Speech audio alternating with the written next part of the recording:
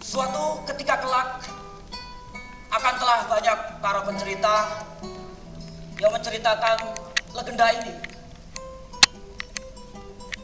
Legenda yang terbentuk karena krisis ekonomi yang berkepanjangan di sebuah negeri yang dulu pernah ada. Indonesia. Negeri yang kini telah terpecah belah menjadi banyak negeri-negeri kecil yang untungnya semuanya makmur. Hanya saja dipersatukan oleh bahasa yang sama, bahasa Indonesia sebagai warisan masa lalu tentu saja.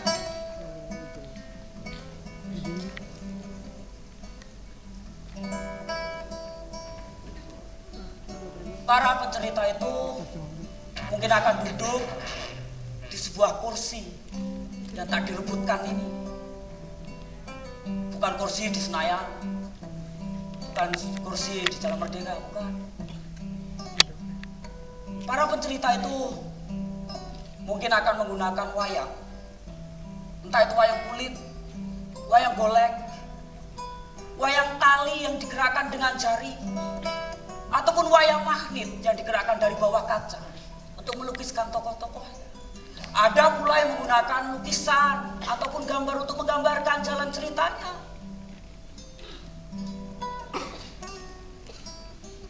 Tapi saat ini aku hanya menggunakan udara di sekelilingku untuk mengantarkan suaraku untuk didengarkan.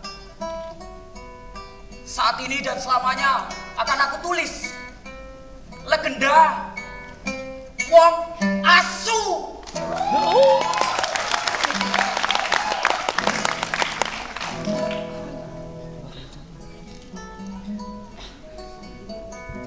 Laki-laki itu bernama Sukap.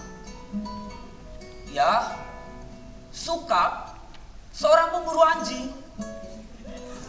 Dan setiap saat dia duduk termenung memikirkan kehidupannya, dia akan selalu berkata, untung masih banyak pemakan anjing di Jakarta.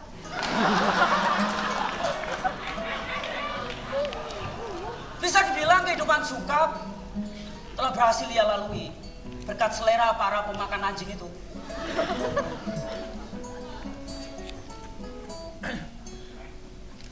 Krisis moneter telah berlangsung selama 5 tahun. Dan 5 tahun pula dia telah menjadi seorang pemburu anjing. Mengincar anjing-anjing tak berpening yang tak terdaftar sebagai peliharaan manusia. Anjing-anjing kurang pikir yang tak tahu bahwa nasibnya akan berakhir sebagai tongseng. Jangan takut. Tak perlu keras-keras.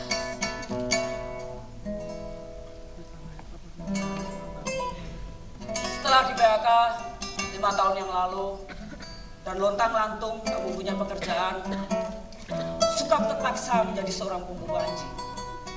Kemiskinan telah memojokkannya ke sebuah gubuk berlantai tanah bersama 5 anaknya di tepi kali kumal dekil penuh sampah.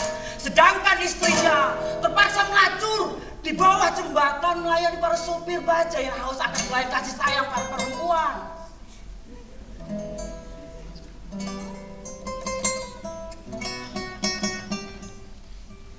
Masih terbayang di depan matanya ketika dia harus berkeliling kota dengan karung kosongnya. Karung bukan sarung.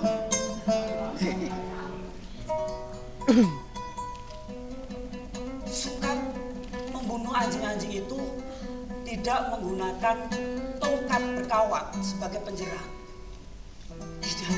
Ataupun menggunakan potas untuk diumpankan para anjing-anjing itu sehingga mereka mati dengan mulut berbusa. Sukap mengincar anjing itu lalu menerkamnya.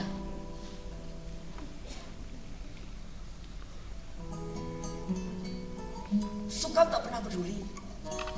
Dia melakukannya di tempat sepi ataupun di tempat ramai karena orang-orang tak akan peduli dengan apa yang dilakukan.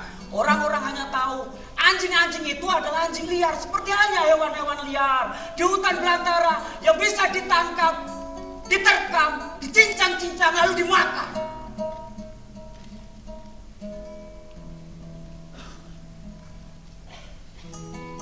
Suka berjalan,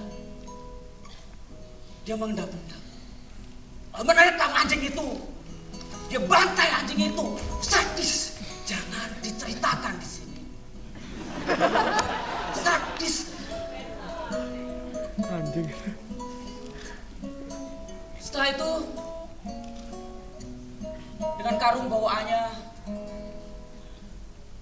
dia berjalan menyusuri pinggir rel kereta. Dengan karung berisi buruannya di pundak kanannya. Sampai akhirnya dia temukan sebuah warung kaki lima yang menyajikan masakan anjing tentu saja. Sesampainya di sana, dia akan menaruhnya. Pemilik warung itu akan memberinya sejumlah uang tanpa berkata-kata. Dan Sukap pun menerimanya tanpa berkata-kata pula, dan dia berlalu.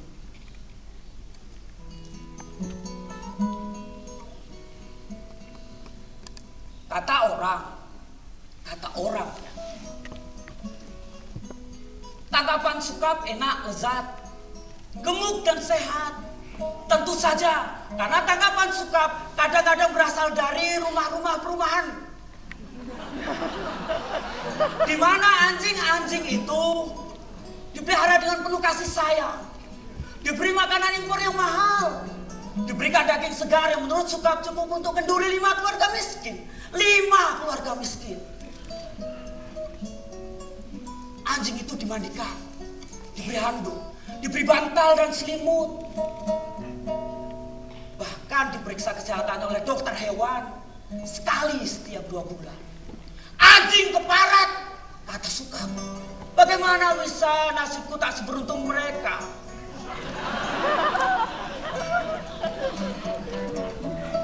Tapi anjing tetaplah anjing. Dia akan mengendus tempat sampah ataupun kencing di bawah pohon atau tiang listrik. Seperti ini. Dan ketika ada kesempatan terbuka, mereka akan keluar dan terjebak di dunia manusia yang mempesona. Mereka akan berlarian ke sana kemari, seperti halnya anak-anak kecil yang berlarian di tempat-tempat bermain, dan tak sadar nasibnya akan berakhir di tangan-tangan para penggarap tongseng. Sekali lagi jangan.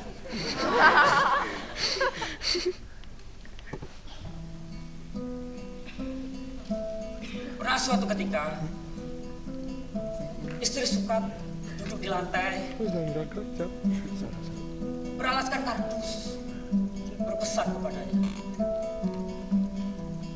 Sukap, jangan kau pulang dengan tangan hampa.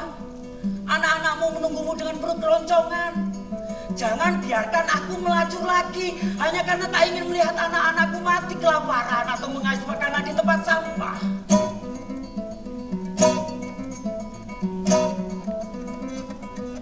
Kepahitan hatinya melihat istrinya melacur di ujung jembatan itulah yang menyebabkan Sukap menjadi seorang pemburu anjing.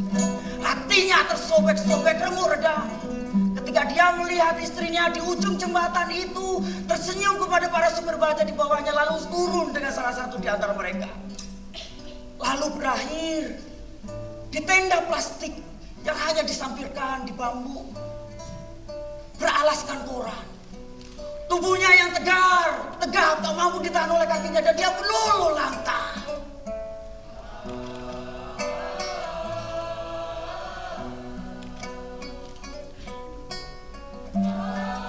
Hatinya luluh lantak.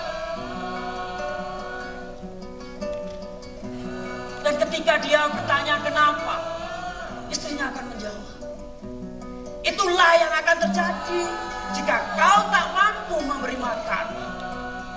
Pertama, aku tak ingin melihat anak-anakku mati kelaparan. Kedua, kamu tak tahu aku ini bukan istrimu.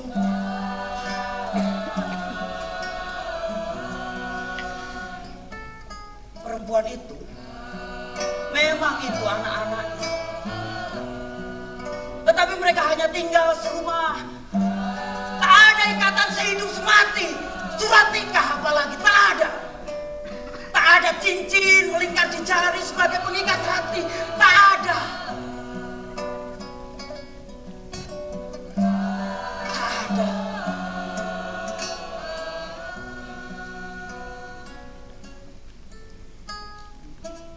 Dan setelah di PHK, Sukap memang telah buntu otaknya.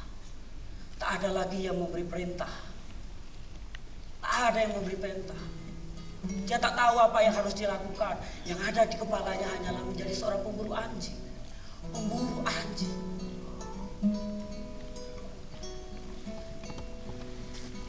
Perburuan itu memang telah sedikit merubah kehidupan Sukap.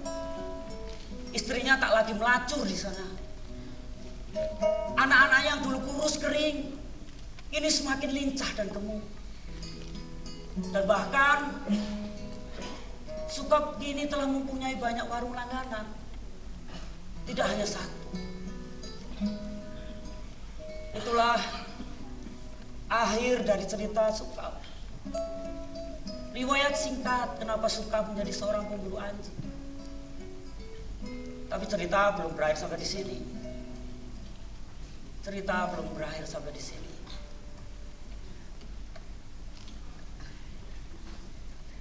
Sukap tak membutuhkan baju ini.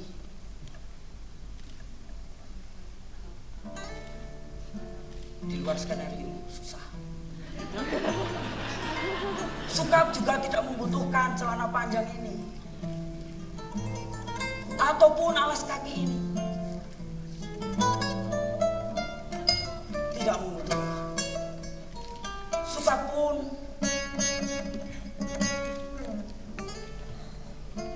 tak membutuhkan ini. Jadi aku harus lepas. Sedikit susah. Seperti inilah. Tapi tentu saja Sukap tak akan berkacamata seperti aku. Tapi ketika aku lepas gak bisa melihat. Jadi aku pakai.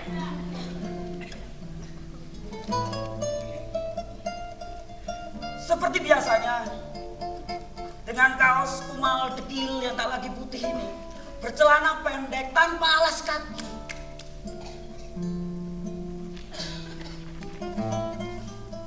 Dengan karung bawaannya di pundak kanannya. Sekali lagi dia menyusuri pinggir rel kereta itu. Sampai dia temukan warung kaki lima penyaji masakan anjing. Saat ini ada yang berbeda. Ada yang berbeda. Banyak anak-anak kecil di belakangnya sambil berteriak-teriak dan mengejeknya. Sukap wong asu, Sukap wong asu, kata mereka. Sukap tak pernah peduli. Hanya saja dia sesekali memalingkan wajah ketika sebuah batu mengenai kepalanya. Dan anak-anak itu pun akan berlarian sambil berteriak, Sukap wong asu, katanya. Sukap tak pernah pedulikan itu.